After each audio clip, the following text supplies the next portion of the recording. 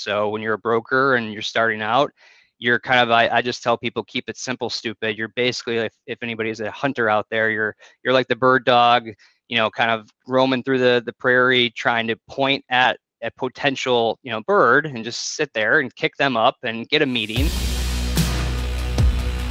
The Hall of Fame status, Shaun. Do you ever feel like perhaps, after 900 properties since 2008, that who sold more? And it's pretty cool feat. Like, how have you built your team to be able to handle such a massive amount of deals closing every year?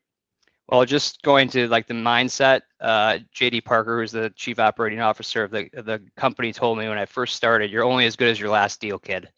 And I've always lived by that moniker. So it really doesn't matter to my next client, like how many properties I've sold in the past. It just, it's always, you're only as good as your last deal, and you're always two new deals away from being happy. So I'm absolutely miserable right now until I get 2 more deals in contract, and then I'll be happy for like 5 minutes, and then it'd be miserable again until I get 2 more deals in contract. So it's just like kind of a mindset of just, continuing to do as much as you can. As far as the team, I think we're about 25 brokers or so right now, maybe 6 to 7 support staff, and you got to grow it organically. Again, this business is a tough one to understand. It usually takes 3 to 4 years to at least be able to speak the language of the industry.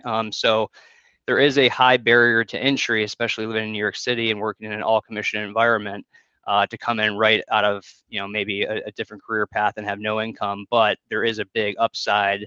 Usually in year 3, 4, 5, 6, those are the breakout years. Years 1 to 2, who knows what happens, but you got to have a business plan that you can survive to get to that 3rd year. And as far as like how we've done it, it's really just a lot of learning through osmosis. So when you're a broker and you're starting out, you're kind of, I just tell people, keep it simple, stupid. You're basically, if anybody's a hunter out there, you're like the bird dog, kind of roaming through the prairie, trying to point at a potential, bird, and just sit there and kick them up and get a meeting.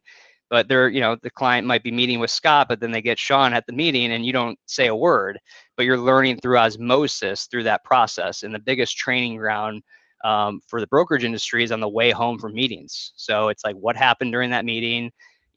What do you have questions about? So just through that daily interaction of going on meetings, being with somebody that's more senior than you, asking a lot of questions, and literally just like whatever, I challenge people, like whatever you don't know, whatever came up today, like that's your weekend goal, is to understand what terminology was used, what, concept you didn't understand, and figure that out. And I'm still doing that today. I mean, I'm learning something new pretty much every day, but it's a lot of, no shortcuts. There really just is a lot of hand-to-hand training.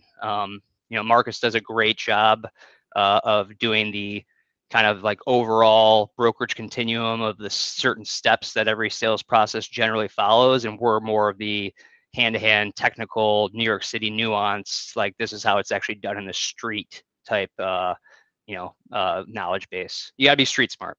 So that's something that, kind of takes a little while to develop. Absolutely. And again, Shaun Riney, New York, multifamily.com.